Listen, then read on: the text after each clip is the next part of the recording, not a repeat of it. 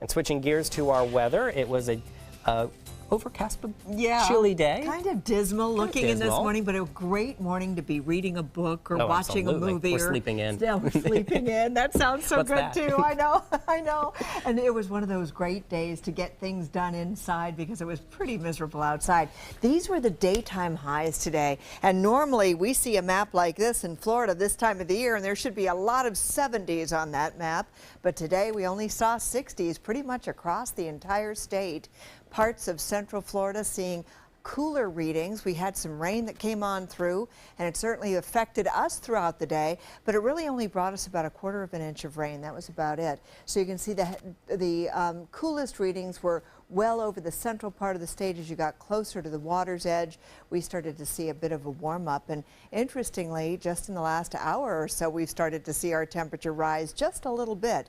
62 was the daytime high. We may have to see a correction on that because right now temperatures are in the low 60s for us. 48 degrees the overnight low, and normally we're in the 70s this time of the year. Low 70s, 72 degrees at that. So 61 degrees for us right now.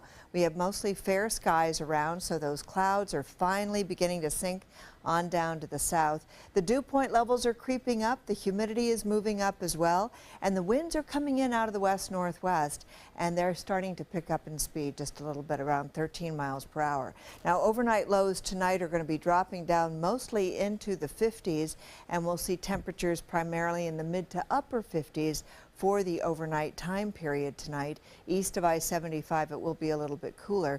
And then we're going to be getting another cold front that's going to be coming on through tomorrow, and that simply is going to reinforce the cold air that's already sitting on top of us. So if you were hoping for much warmer conditions, we're not going to see it tomorrow.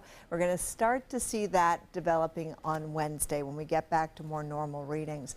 In the meantime, the cloud cover that you're seeing here is sinking on down to the south. The rain has also moved right along with it, and over the next couple of days, beginning on Monday, plenty of sunshine. It's going to be a beautiful couple of days with some drier, crisper air that's going to be moving on in behind the next cold front that's going to just reinforce the cold air that's already sitting on top of us. So here's that frontal system. It comes on through tomorrow. We already had the one frontal band that came on in. This is just going to be a reinforcement of that colder weather that's sitting on top of us. High pressure will help to bring it all in and enforce it right here across Central Florida. And for us, over the next couple of days, we'll see the winds pick up as well with that frontal system passing through. We get that reinforced cold air, and it is going to be colder than normal, normal being around 72 degrees. So for our boaters tomorrow, winds will be out of the north at 15 knots, seas 3 to 5 feet, a moderate chop out on the bay. The Gulf water temperature has dropped to about 63 degrees. 64 will be the air temperature tomorrow, and tonight we get down into the mid-50s under partly cloudy skies. Tomorrow we're going to see mostly sunny conditions, but still you're going to feel that chill in the air, a 64-degree reading for the high. And then we start the warm-up beginning on Wednesday. We get back into the 70s.